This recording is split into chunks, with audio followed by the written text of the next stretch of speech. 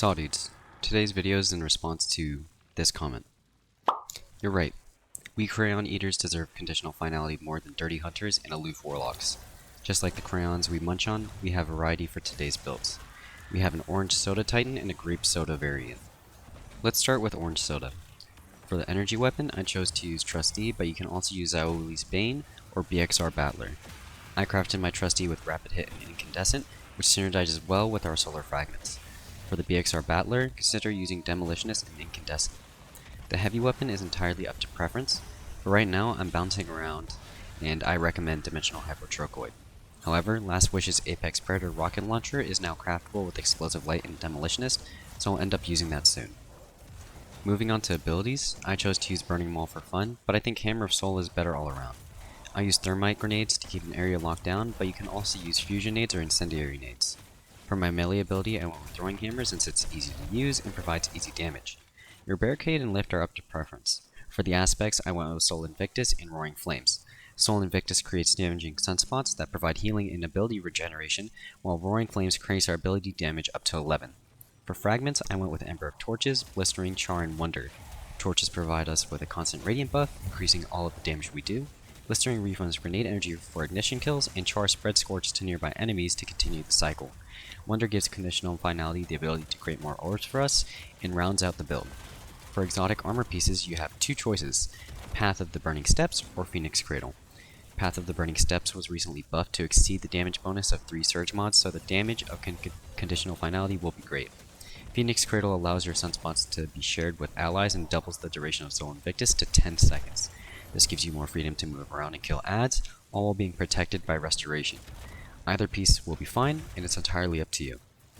As for mods, the helmet runs Heavy and Special Ammo Finder, as well as Harmonic Siphon for orb generation. On the arms, I ran Heavy Handed and Grenade Kickstart. If you feel like you can kill more with grenades, Firepower can be slotted instead.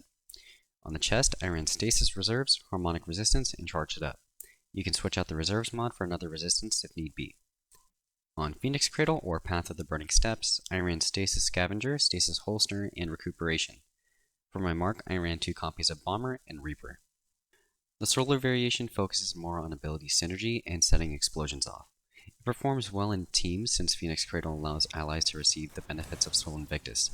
However, in situations where ad density can pile up heavy damage, Restoration may not be enough. You'll still feel like Doom Guy though, but I don't think you'll be as cool. Now we have the new revamped Grape Soda build. For my weapons, I chose Doom of Chelchis, the King's Fall Scout Rifle. Age-old Bond, the Last Wish Auto Rifle, made a return this season and is now craftable, and comes with great perks, but I like Doom of Chelchis due to its range and flinch capabilities. Also, it comes with the combination of explosive payload and one for all, helping us pump up weapon damage by a massive amount. For the heavy weapon, I chose Season 20's Regnant Grenade Launcher.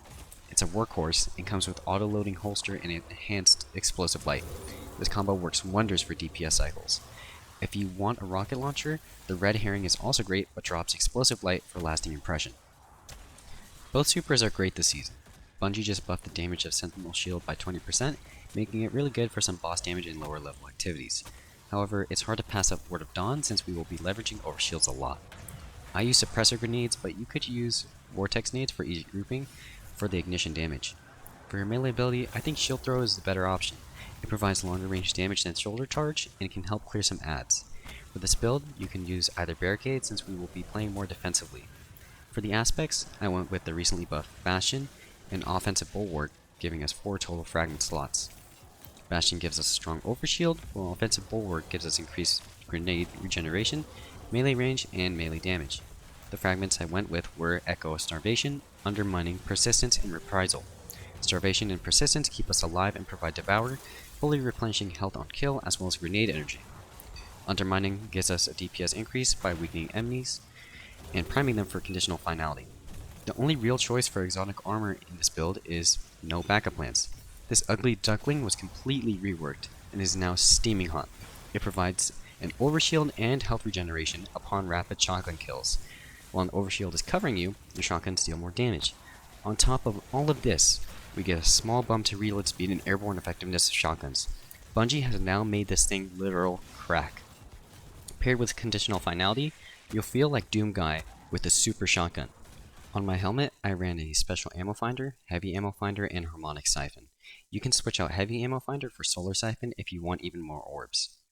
On no backup plans, I ran focusing strike, bolstering detonation, and firepower. For the chest piece, I chose to use harmonic resistance charged up in another resistance mod that can be switched out. The legs has stasis scavenger, innervation, and insulation. And the mark used bomber, outreach, and utility kickstart. Overall, the Grape Soda Titan Void build is my favorite. Restoration is nice, but Devour and an Overshield are really hard to pass up. The rework to no backup plans is insanely good, but not overpowered. You can easily bring the setup into endgame content and get away with it. Conditional Finality is the bane of unstoppable champions, and Suppressor nades will wipe the floor with overload champions. Barrier champions can be annoying, but we can just freeze them to death.